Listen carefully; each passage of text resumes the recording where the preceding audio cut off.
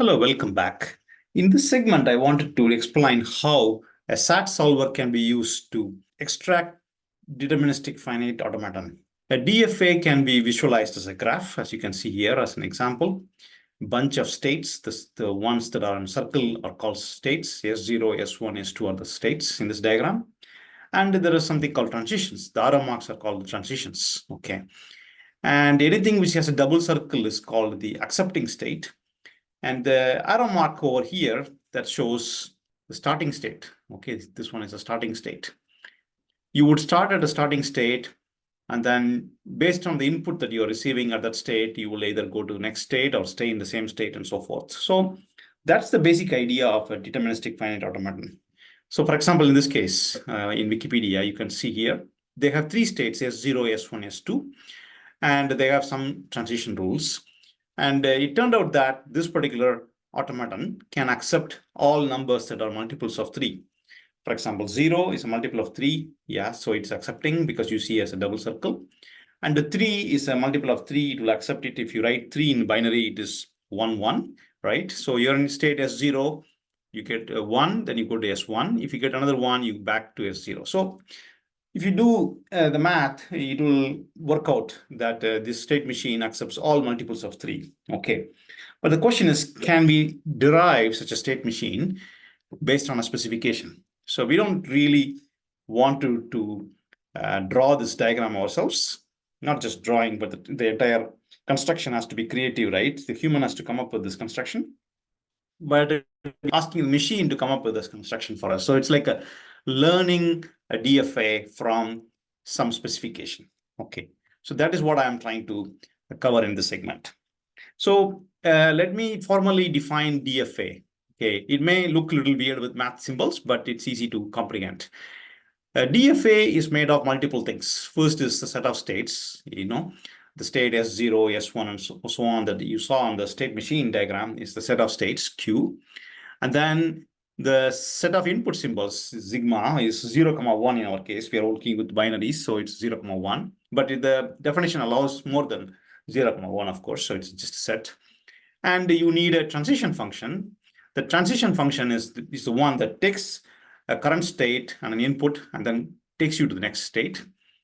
Okay, and then you also have an initial state where to start. That's the Q0 state, right? That's the initial state. And then the set of all accepting states is capital F. So all of these things together make a finite deterministic automaton. Okay. Now, can we mechanically derive a state machine from specification? Like, for example, the specification could be like, show me all multiples of 3 that are accepted.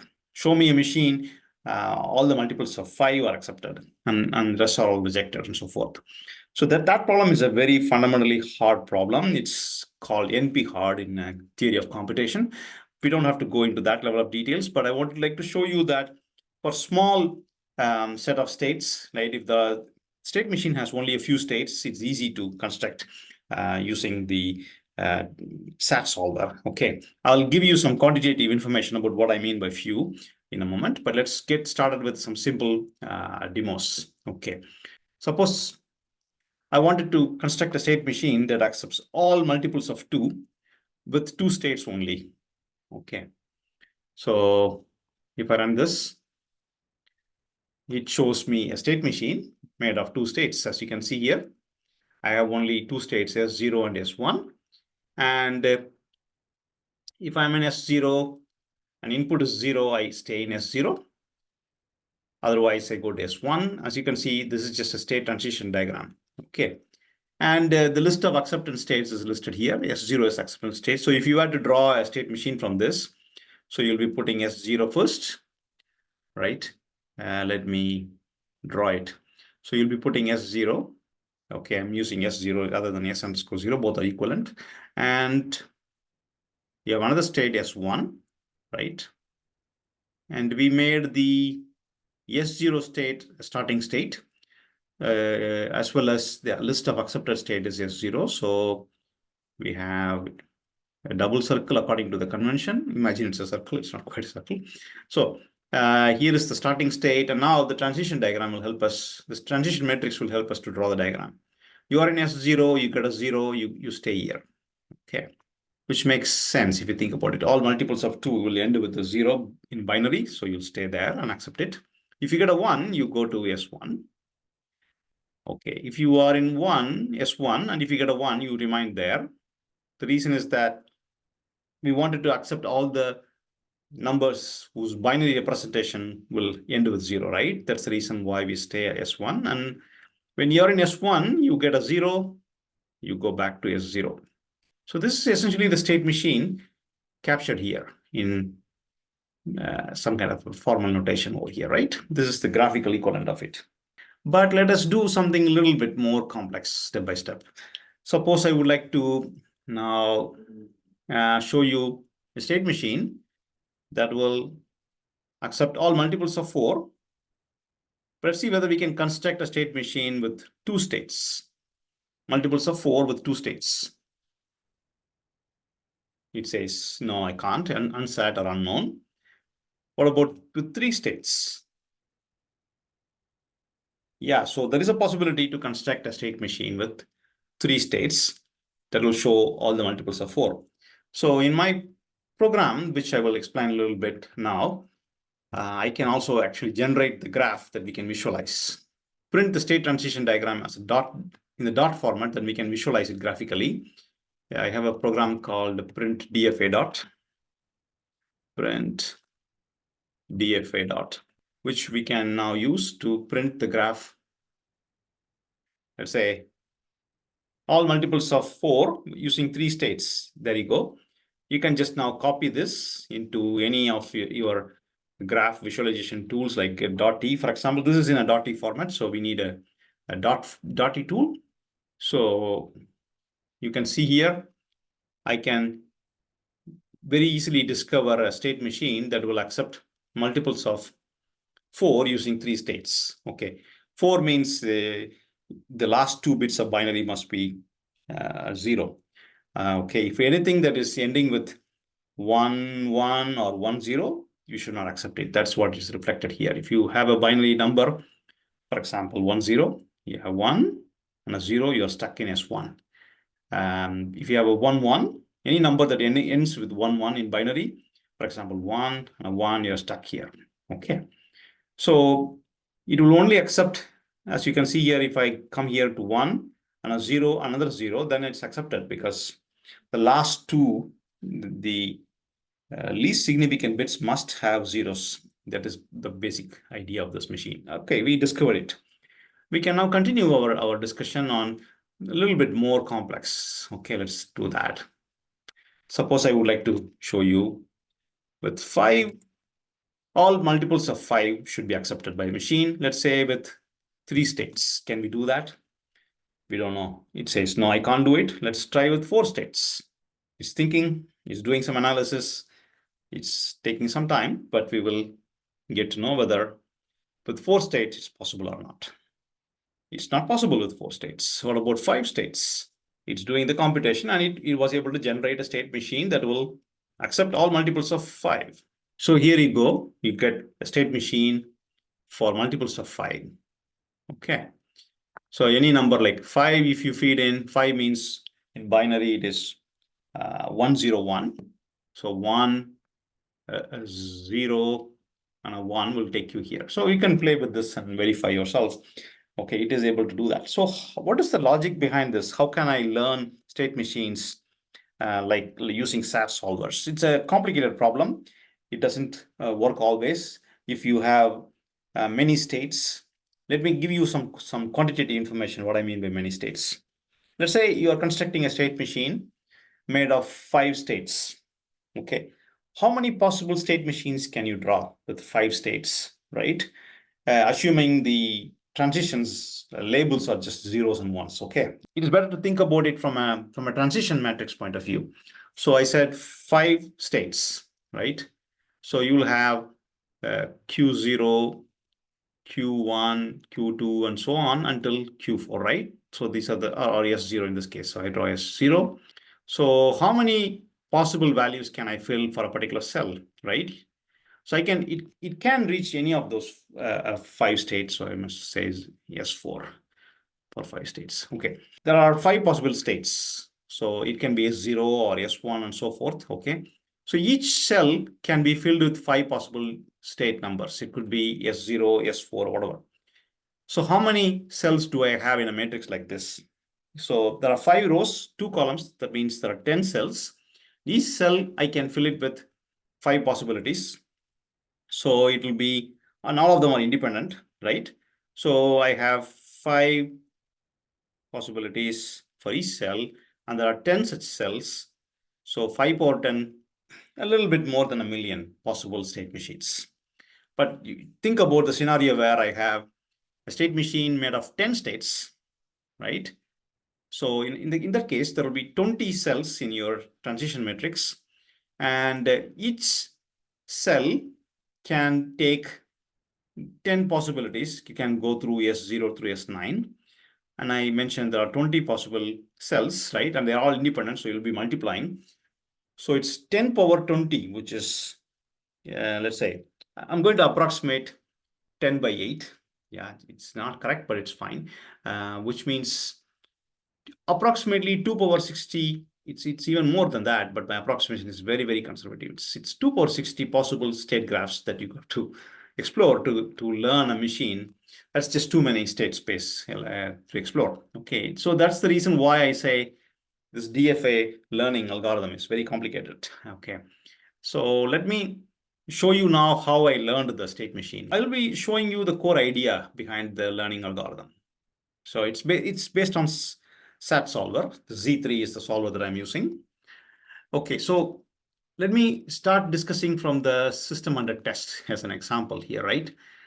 In this case, the program is essentially, it's taking 2 inputs from the command line, right? The number D, like multiples of 5, 3, and so forth, that is the number D, and the number of states you would like to have in your state machine. These are the 2 parameters from the input. The system under test is, I call it SUT, is essentially checking whether X is divided by D. Okay, X is an integer, D is an integer, and if it divides, X is divided by D, that means the program will return 1, otherwise it will return 0. Okay, so that's the system under test. There's nothing fancy here. Okay, so the fancy part is in the learning part, right? How do we extract a state machine from the specification, like X divided by D is 1, otherwise 0. So the idea is that we have to model the transition matrix symbolically. We don't know the transition matrix. That's what we wanted to learn. So a transition matrix is symbolically declared here, right? You can see the way I've done the transition matrix is I'm using the Z3's array concept to model a transition matrix. It's a 2-dimensional matrix. So in Z3, a 2-dimensional matrix is modeled as follows. You can see here is an array. Array is viewed as a function in Z3. So an array has an index. That's the reason why it's an int type. And in a 2-dimensional array, you have like a matrix, right? Your index will point to the row number like 0, 1, and so forth. But then the actual value of a row is another matrix, right? Another row. So that is the reason why you have another array, which has the key, the index, and then the value. Okay, this is the key and this is the value. So this is how the 2-dimensional array is modeled in Z3 using the array concept.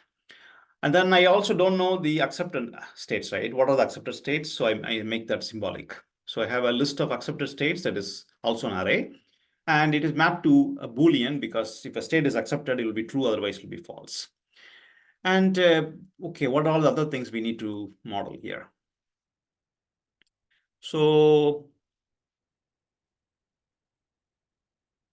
I have to model a few more things. I'm going to assume the starting state is 0. To the solver, I will say always start at state 0. And for all I and j, where they are integers, what is the meaning of select here? So select means you specify the array name, the transitive function, state transition function. You specify the row number, that will give you another array, right? Because it's a 2-dimensional array. As you can see, it's a 2-dimensional array. And this j means that particular column of the 2-dimensional array. So you want each entry in your state transition table having a number below the number of states. and all the numbers are greater than or equal to 0 in that matrix. Okay, now we are going to do actual testing. Well, 256 is a hard-coded number because in any case, this is not going to scale for large number of states. So I'm going to show to you how I'm searching for a possible state machine. This is the idea. So I take a number X, right, in the range from 0 through 255, and then I call the system under test to see whether X divides D, which will return me a true or false, right? D is the input from the command line. X is some number from this range. And the test is called. And whatever return value that is coming must be the same as the walking algorithm. I'll explain the walking algorithm in a moment, which takes the number X, the starting state, and the state transition function, and then accept states. These are the parameters. And if you look at the walking algorithm, right, you can see here, it goes through state transition function and it just explores the matrix, okay, in such a way that if the system under test is accepting the number X, we want the walking algorithm to end in an accepting state. That is the reason why we are returning. You see here, select accept states of state means the particular state will be Boolean value, true or false or whatever. Okay, if the system under test is accepting, that acceptance state for that particular state value is true.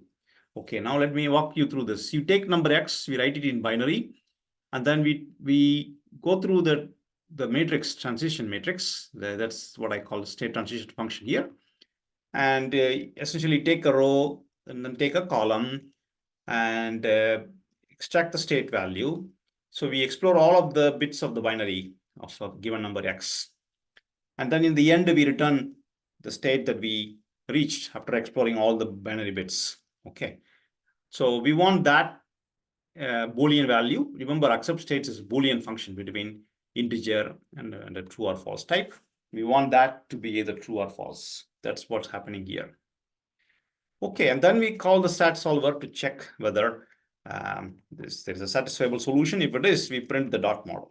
Okay, the print dot model is just a bunch of print statements to go through each of the states and evaluate the model, because the model evaluation is something Z3 will do for us, and we get an actual example.